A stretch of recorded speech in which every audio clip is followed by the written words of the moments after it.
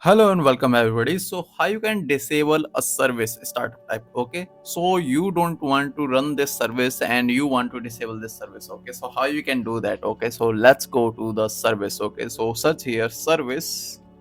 Okay, service, open the service, and here you can see there are lots of service. Okay, so I'll select a service. Okay, let's suppose I'll go with the Windows update. Okay, so I'll go with Windows update. Right click on the service and you can see the properties option. So click on properties, and here you can see the startup type. So click on disable. Okay, disable, and when you select the disable, okay, and stop the service and disable, okay, and apply and okay, this service will automatically disable and it will never start. Okay, so that's it for today, and I'll see you in the next video. Thanks for being here, and if you like this video, please subscribe this channel, press the icon. Thank you.